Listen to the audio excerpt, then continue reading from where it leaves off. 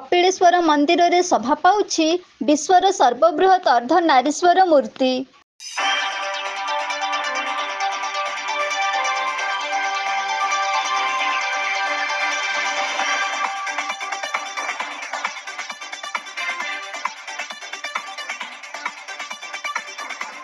केन्दुझर उपकंठवर्ती नरणपुर निकटरे थिबा टांगरपलसा स्थित घड़घड़ी पहाड़ उपरे रहिछि कपिलेश्वर मंदिर।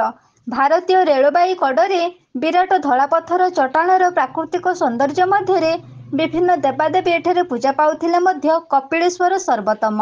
कपिलेश्वर मंदिर कहिले एही घड़घड़ी पहाड़रे थिबा कपिलेश्वर मंदिर को ही बुझाई थाए, जहाँकि केन्दुझर सहर रे एक स्वतंत्र स्थान नहीं पारिछि।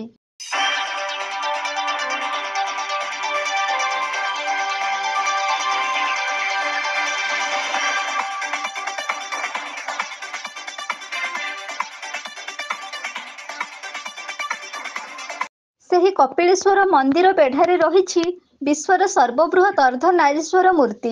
यह पूर्वरु राजस्थान एवं कर्णाटक रे बृहत अर्धनारीश्वर मूर्ति रहिथिबा बेले विश्वर समस्त रेकर्ड भांगी केन्दुझर सहरर घड़घड़ी पहाड़ उपरे छिड़ा होइछि विश्वर सर्वबृहत अर्धनारीश्वर मूर्ति।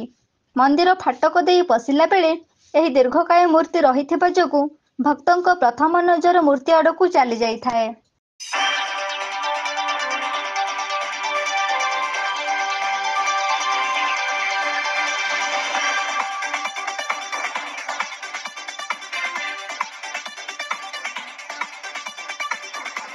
खूब आकर्षणीय भाव में सजा जाइछि मंदिर प्रांगण।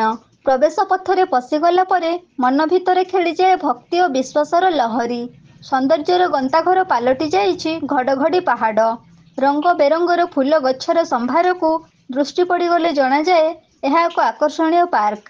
सही आकर्षणीय पार्कर परिवेश मध्य छिड़ा होइथिबा विश्वर सर्वबृहत मूर्ति कपिलेश्वर मंदिर को आहुरी आकर्षित करुछि।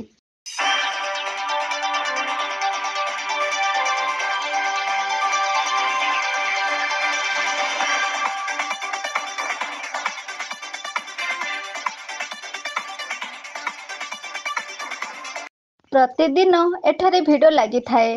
ठाकुर दर्शन सहित समय को बिताइबा पाई मध्य यह उपयुक्त स्थान होइथिबा जोगु छोटरू बड़ पर्यंत एठारे गहड़ी देखिबाकू मिली थाए। छोट छोट पिलामानंको मजा नेबा पाई मध्य एठारे व्यवस्था रहिथिबारु छोट पिलामानंको ए स्थान अधिक आकर्षणीय होई थाए। थरे मंदिर बेढ़ा भितरे पशिगले फेरिबा समय जानी पारंती नाही।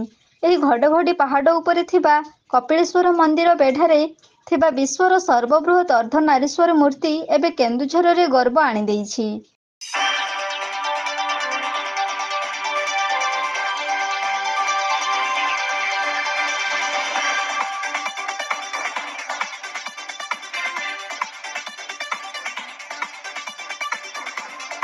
केन्दुझर वासुदेव सिंह सहित देवानंद महांतଙ୍କ रिपोर्ट एबी न्यूज।